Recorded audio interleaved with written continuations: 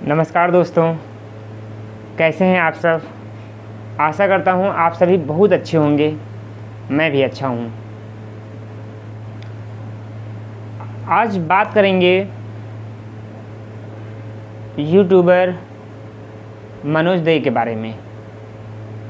मनोज दे का जन्म 12 जुलाई 1997 को झारखंड राज्य के धनबाद ज़िले के एक गरीब परिवार में हुआ था। मनोज दे के फादर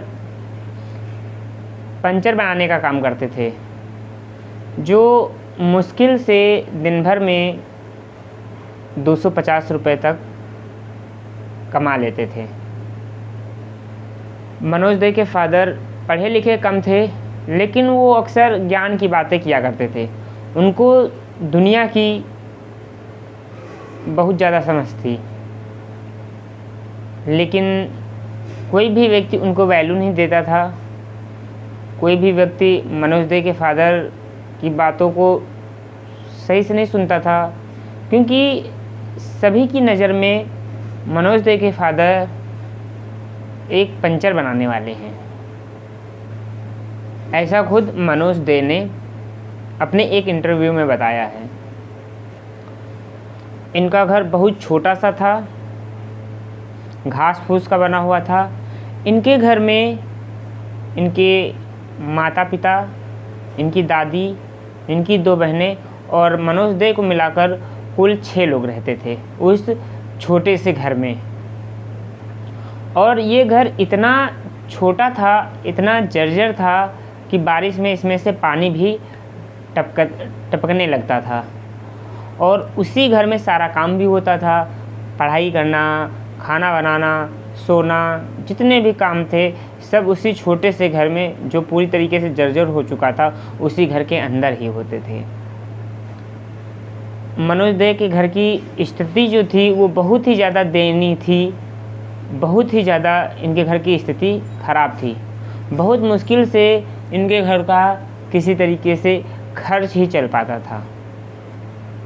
इनके फादर मुश्किल से 250 रुपये ही कमा पाते थे, और इनके फादर की हैसियत नहीं थी कि मनोज दे को प्राइवेट स्कूल भेजें, प्राइवेट स्कूल में एडमिशन करवाएं। इसलिए इनके फादर ने मनोज दे का नाम एक सरकारी स्कूल में लिखवा दिया, क्योंकि वहाँ पर फ़ीस नहीं पड़नी थी और प्राइवेट स्कूल में पढ़ाने की इनकी हैसियत नहीं थी।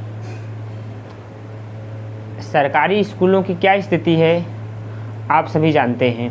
ना टीचर ध्यान देते हैं और ना ही बच्चे पढ़ना भी चाहते हैं। इसी तरह मनोज दे भी नहीं पढ़ते थे। मनोज दे का भी पढ़ाई में बिल्कुल भी मन नहीं लगता था। लेकिन मनोज दे के फादर ने इनको समझाया कि अगर आगे कुछ करना चाहते हो तो पढ़ना ज़रूरी है, पढ़ लिख कर ही आगे कुछ कर सकते हो। तो मनोज दे को समझ में आया और मनोज दे ने अच्छे से पढ़ना शुरू कर दिया। पढ़ाई के लिए मनोज दे ने मेहनत करना शुरू कर दिया। मनोज दे कहते हैं कि इनके फादर का सपना था कि ये पढ़ लिख कर सरकारी नौकरी लें, किसी भी तरीके से इनको एक अच्छी सी सरकारी नौकरी मिले मनोज दे को। मनोज दे 10th क्लास अच्छे मार्क्स से पास करते हैं, जिससे इनके फादर खुश होकर इनको एक कंप्यूटर गिफ्ट करते हैं। लेकिन वो भी बहुत मुश्किल से। कुछ पैसे इनकी नानी के घर से मिलते हैं, कुछ पैसे इनके चाचा जी देते हैं और कुछ पैसे इनके पिताजी अरेंजमेंट करते हैं। उसके बाद बहुत ही मुश्किल से मनोज दे को इनके फादर बहुत ही खुश होकर एक कंप्यूटर गिफ्ट करते हैं 10th क्लास पास होने की खुशी में। इंटर भी मनोज दे ने सरकारी स्कूल से ही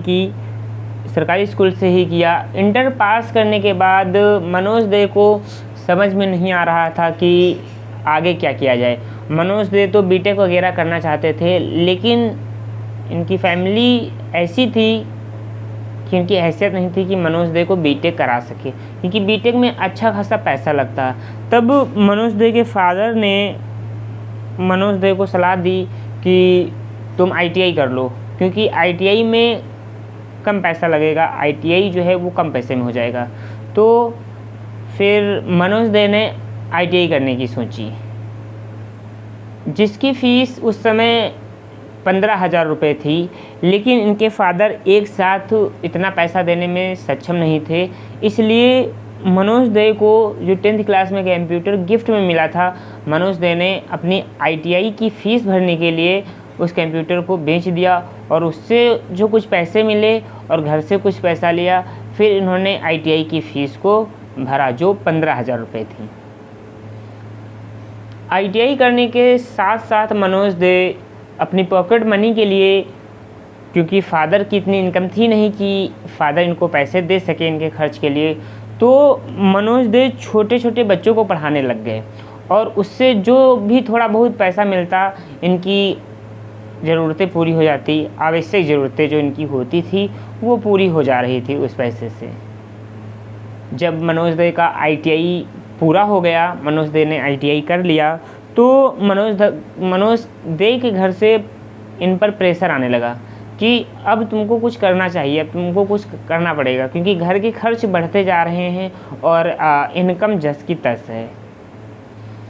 ITI करने के बाद मनोज दे का इंटरव्यू एक गुजरात की बड़ी कंपनी में हुआ।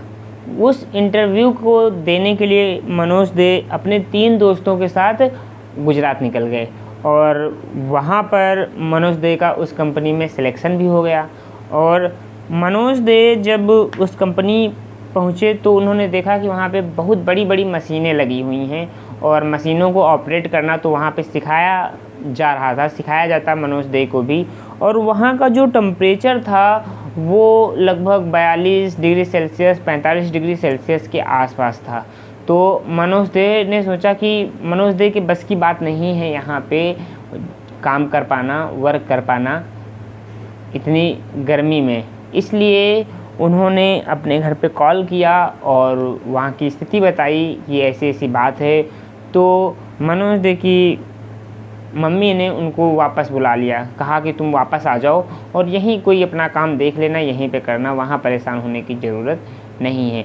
फिर मनोज दे वहाँ पे कुछ थोड़े से दिन रुककर उसके बाद वापस अपने गांव लौट जाते हैं गुजरात से।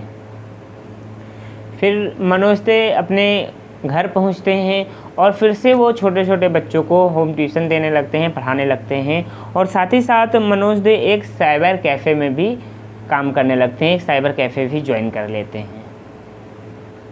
दोनों जगह मिलाकर साइबर कैफ़े और बच्चों को जो मनोज दे पढ़ाते थे उसकी जो फ़ीस मिलती थी, तो दोनों की फ़ीस और सैलरी मिला के मनोज दे महीने का लगभग 2,000 रुपये कमा ले रहे थे। और उसके बाद मनोज दे के घर वाले कहते हैं कि तुम अब रेलवे SSC वगैरह की मतलब सरकारी नौकरी की तैयारी करना शुरू कर दो। मनोज दे से ऐसा उनके घर पे बोला जाता है, उनके फादर द्वारा उन पे प्रेशर भी डाला जाता है कि तुम सरकारी नौकरी की तैयारी करो और किसी भी तरह से एक सरकारी नौकरी हासिल करो। फिर घर वालों की इच्छा से मनोज दे ने एक इंस्टीट्यूट में एडमिशन ले लिया और पढ़ाई करनी शुरू कर दी। जबकि मनोज दे का सरकारी नौकरी में बिल्कुल भी इंटरेस्ट नहीं था, लेकिन फादर के कहने पर, फादर की खुशी के लिए उन्होंने सरकारी नौकरी की तैयारी करना शुरू कर दिया। और ये सरकारी नौकरी की तैयारी करते रहे। और अब मनोज दे के जीवन में एक अलग मोड़ आता है। एक दिन मनोज दे साइबर कैफ़े में काम कर रहे थे और काम करते करते उनके सामने एक वीडियो आता है और उसमें लिखा होता है कि YouTube से पैसे कमाएं। मनोज दे ने उस वीडियो को देखा और पूरी डिटेल ली, पूरी जानकारी ली कि YouTube पर वीडियो अपलोड करके पैसे कैसे कमाए जा सकते हैं। फिर मनोज दे ने एक सिंगिंग चैनल क्रिएट किया, क्योंकि मनोज दे को थोड़ा बहुत सिंगिंग भी आती थी और मनोज दे को थोड़ा बहुत गिटार प्ले करना भी आता था। फिर मनोज दे उस चैनल पर वीडियोस बना कर डालने लगे, लेकिन उस चैनल पर कोई रिस्पांस नहीं मिल रहा था, किसी भी प्रकार के व्यूज नहीं मिल रहे थे। 6-7 महीने तक मनोज दे ने उस चैनल पर काम किया। 6 महीने में मुश्किल से 30 सब्सक्राइबर हो पाए थे और आगे भी उतने ही सब्सक्राइबर रहे मनोज दे के चैनल पर। उसके बाद मनोज दे ने उस चैनल को बंद कर दिया और उसके बाद मनोज दे ने एक और चैनल बनाया गांव के कुछ लड़कों को लेकर। ये कॉमेडी चैनल था और अमित बदाना से प्रभावित होकर मनोज दे ने इस चैनल को क्रिएट किया था। फिर उस चैनल पर भी मनोज दे ने 5 से 6 महीने काम किया, लेकिन उस चैनल को भी कोई रिस्पांस नहीं मिला, जिसकी वजह से उस चैनल को भी मनोज दे ने हमेशा के लिए बंद कर दिया। फिर मनोज दे ने सोचा कि आखिर वो क्या करें कि उनको अच्छा रिस्पांस मिलने लग जाए, उनको अच्छा रिस्पांस मिले। फिर मनोज दे ने सोचा कि वो टेक पे वीडियोस बना सकते हैं, क्योंकि मनोज दे का इन सारी चीज़ों में बचपन से ही बहुत ज़्यादा इंटरेस्ट था, बचपन से ही बहुत ज़्यादा लगाव था, शौक़ था। तब मनोज दे ने एक टेक चैनल ओपन किया, एक टेक चैनल क्रिएट किया मनोज टेक्निकल के नाम से। उस चैनल पर मनोज दे ने टेक से रिलेटेड वीडियोस अपलोड करना शुरू कर दिया। कभी किसी मोबाइल के बारे में बता दिया, कभी किसी सॉफ्टवेयर के बारे में बता दिया, तो कभी किसी एप्लीकेशन के बारे में बता दिया। इसी तरह से मनोज दे उस चैनल पर अपनी वीडियोस अपलोड करने लग गए और उस चैनल पर मनोज दे को अच्छा खासा रिस्पांस भी मिलना शुरू हो गया था। एक दिन में $1-2 आना शुरू हो गया था। लेकिन अब फिर से मनोज दे के घर से प्रेशर आने लग गया था कि अब तुमको कुछ करना पड़ेगा, ऐसे काम नहीं चल पाएगा, कुछ ना कुछ तो तुमको करना ही पड़ेगा, क्योंकि 8-10 हज़ार रुपये अगर नहीं आएगा तो कैसे काम चल पाएगा। और मैं तो केवल यानी मनोज दे तो केवल 2,000 रुपये ही कमाते थे, जिससे वो अपने घर पर कोई हेल्प नहीं कर पा रहे थे, कोई हेल्प नहीं कर पाते थे। और फिर मनोज दे ने घर वालों को किसी तरीके से समझाया कि साइबर कैफ़े में काम कर तो रहा हूँ, तो उनके घर वाले उस चीज़ को समझ गए और उन पर प्रेशर थोड़ा कम कर दिया कि कहीं जॉब वगैरह करो जाके। और मनोज दे लगातार मनोज टेक्निकल चैनल पर काम करते रहे, उस पर वीडियोस डालते रहे और लगभग उन्होंने 100 वीडियोस डाल दी और $80 उन्होंने बना लिया मनोज टेक्निकल चैनल पर वीडियोस डाल के। और जब $80 कंप्लीट हो गया मनोज दे के चैनल पर, तब मनोज दे ने अपने घर पे बताया कि वो यूट्यूब पर वीडियोस बनाते हैं और यूट्यूब पर डालते हैं। मेरा $100 कंप्लीट होने वाला है और लगभग 7,500 रुपये मुझे यूट्यूब की तरफ से पेमेंट होगा, यूट्यूब की तरफ से मिलेगा। आप लोग मुझे परेशान ना करो, आप लोग मुझ पर प्रेशर ना करो, मैं पैसे कमाऊंगा, मैं यूट्यूब से ही पैसे कमाऊंगा, ऐसा मनोज दे ने अपने घर वालों से बोला। उसके बाद मनोज दे के फादर बहुत शॉक्ड हो गए कि आखिर यूट्यूब पे वीडियोस डाल के पैसा कैसे कमाया जा सकता है, पैसा कैसे आ सकता है। तो मनोज दे के फादर ने मनोज से बोला कि तुमको कोई बेवकूफ़ बना रहा है, तुमको कोई पागल बना रहा है और ये सारा काम करना बंद करो और कोई एक अच्छी सी नौकरी करो और सरकारी नौकरी की तैयारी करो।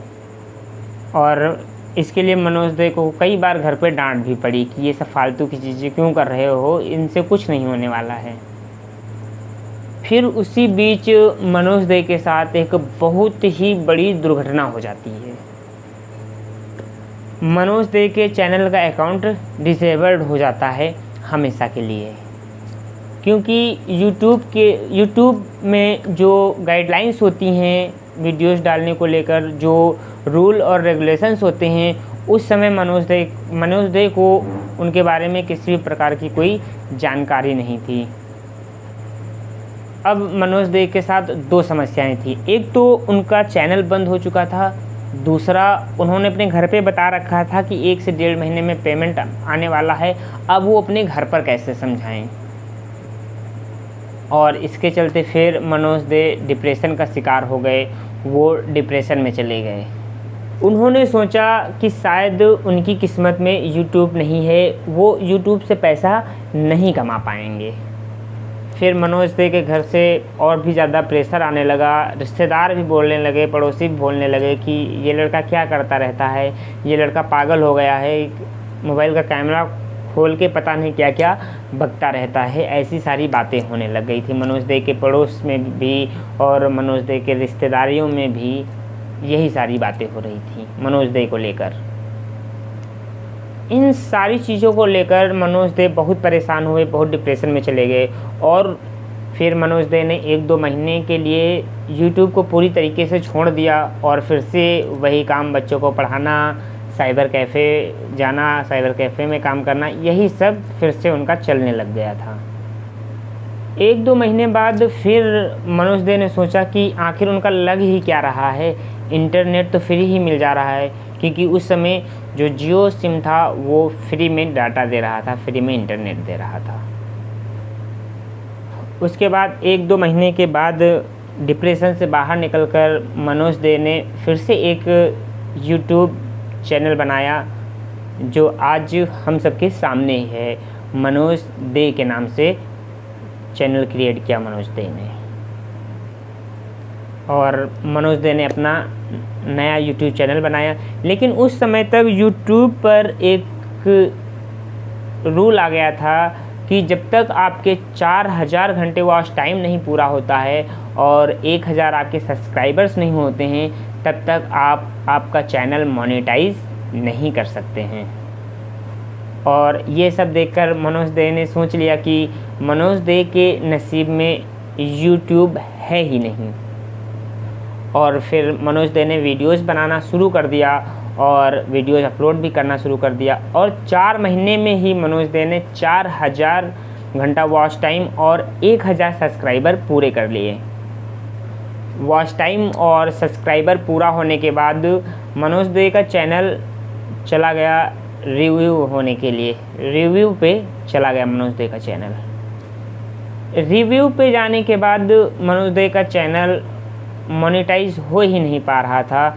मनोज दे का चैनल मोनेटाइज के लिए रिव्यू पर चला गया था, लेकिन 4 महीने तक भी मनोज दे का चैनल जो था वो मोनेटाइज नहीं हो पाया था। अब मनोज दे के घर से और भी प्रेशर आने लगा था कि अब ऐसे काम नहीं चल पाएगा, अब तुमको कुछ ना कुछ तो करना ही पड़ेगा, अब तुम कुछ ना कुछ करो, ऐसे कैसे चल पाएगा। और इन सब चीज़ों को लेकर मनोज दे सोच रहे थे कि अब वो क्या करें, कौन सा काम करें, कैसे काम चलेगा, उनको कुछ नहीं समझ में आ रहा था। और ये सब सोचकर वो बहुत ज़्यादा परेशान भी हो रहे थे। मनोज दे कुछ नहीं समझ पा रहे थे कि वो यूट्यूब पर ही वीडियोस बनाएं, कि कहीं जाके जॉब करें, बच्चों को पढ़ाएं, कि साइबर कैफ़े में ही काम करें। उनको कुछ समझ में आ ही नहीं रहा था। मनोज दे कहते हैं कि जब हम लक्ष्य के बहुत करीब होते हैं तभी हम कोशिश करना बंद कर देते हैं। अधिकतर लोगों के साथ यही होता है कि जब वो लक्ष्य के करीब होते हैं तभी वो कोशिश करना बंद कर देते हैं और कहते हैं कि शायद हमसे नहीं हो पाएगा, और लक्ष्य के इतने करीब पहुंचकर भी वो हार जाते हैं। क्यों हार जाते हैं? क्योंकि वो हार मान लेते हैं और कोशिश करना बंद कर देते हैं। और फिर मनोज दे ने सोचा चलो 1 महीना और देख लेते हैं, हो सकता है उनका चैनल मोनेटाइज हो जाए। फिर मनोज दे अपने फादर से 1 महीने का टाइम मांगते हैं और कहते हैं अगर 1 महीने में कुछ नहीं हुआ तो वो कहीं जाके जॉब ज्वाइन कर लेंगे। और वो 1 महीने का जो समय था मनोज दे के लिए वो बहुत भारी समय था, वो बहुत बुरा समय था। मनोज दे को रात भर नींद नहीं आती थी। मनोज दे रात भर जागते रहते थे और हमेशा मेल चेक करते रहते थे कि यूट्यूब से कोई मेल तो नहीं आया है, मनोज दे का चैनल मोनेटाइज तो नहीं हो गया है। यही सारी चीज़ें वो चेक किया करते थे। लेकिन उस समय भी मनोज दे लगातार वीडियोस बनाते रहे और यूट्यूब पर अपनी वीडियोस अपलोड करते रहे। और दोस्तों, मनोज दे जो वीडियो बनाते थे वो एक बहुत ही छोटे से एंड्रॉयड फ़ोन से, स्मार्टफोन से बनाते थे, क्योंकि मनोज दे के पास दूसरा कोई संसाधन नहीं था वीडियोस बनाने का। और मनोज दे का खुद का कोई घर नहीं था, एक जो घर था वो भी टूटा फूटा था। इसलिए वो दूसरे के घर पे जाके उसके घर की जो सीढ़ी होती थी उस पे वो बैठ के वीडियोस बनाया करते थे और उन्हीं वीडियोस को वो अपलोड करते थे। और कभी कभी मनोज दे तो अकेले जंगल की ओर निकल जाते थे वीडियोस बनाने के लिए। वो अकेले इसलिए जाते थे ताकि उनको कोई देख ना पाए, क्योंकि लोग उन्हें पागल बोलने लगे थे कि ये पागल है, पता नहीं क्या क्या करता रहता है। और मनोज दे लगातार 1 महीने तक वीडियोस बनाते रहे, अपलोड करते रहे, बनाते रहे, अपलोड करते रहे। और वो दिन भी आ गया जिस दिन का मनोज दे को बेसब्री से इंतज़ार था। मनोज दे इतने दिन से वेट कर रहे थे।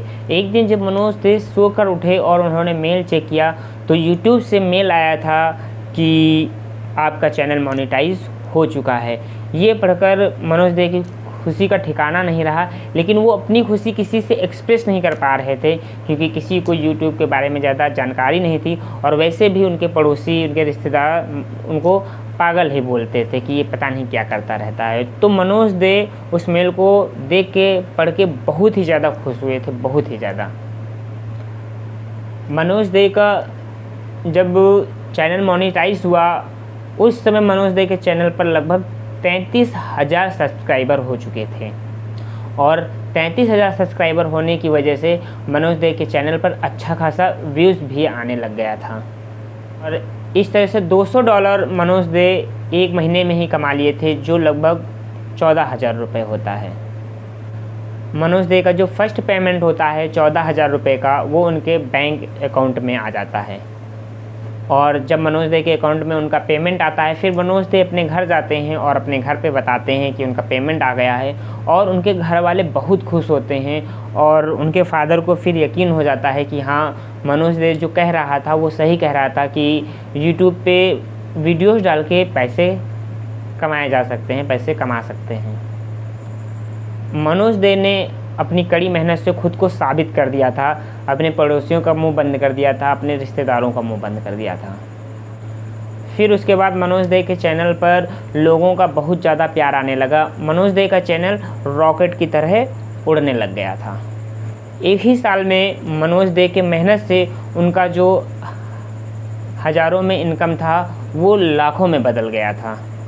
और आज की डेट में मनोज दे ने यूट्यूब से बहुत कुछ बना लिया है। 25-26 लाख की उन्होंने कार ली है, टाटा हैरियर है उनके पास। उन्होंने एक बड़ा सा प्लॉट लिया है जिसकी कीमत 40-50 लाख तक हो सकती है और उन्होंने उसको बनवाया है। कई स्मार्टफोन्स लिए हैं और घर वालों की लाइफ स्टाइल उन्होंने बिल्कुल बदल दी है। ये सब उन्होंने कैसे किया? अपनी मेहनत, लगन से और यूट्यूब की सहायता से किया है।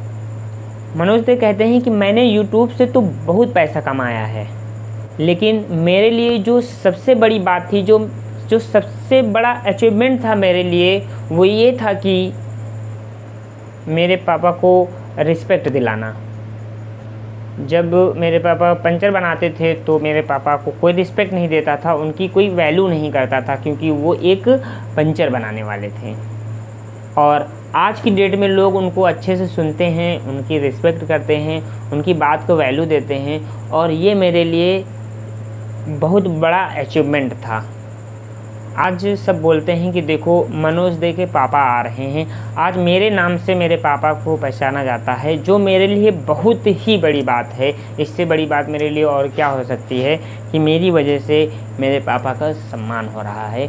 तो दोस्तों, ये थी मनोज दे की लाइफ। उन्होंने अपने स्ट्रगल से, कड़ी मेहनत से, सबने विरोध किया, उनको पता नहीं क्या क्या कहा, फिर भी उन्होंने सबको अनसुना किया और मेहनत करते गए और आज उनकी लाइफ स्टाइल अलग है। तो अगर आपको पसंद आया है, मेरी वीडियोस पसंद आई हैं, तो प्लीज़ लाइक या अनलाइक जो चाहें आप कर सकते हैं। आप मेरे चैनल को भी सब्सक्राइब कर सकते हैं और अगर आपका भी कोई प्रिय यूट्यूबर है और आप उसकी बायोग्राफी जानना चाहते हैं तो प्लीज़ कमेंट करके बताइए, मैं उनकी भी बायोग्राफी लेकर आऊँगा।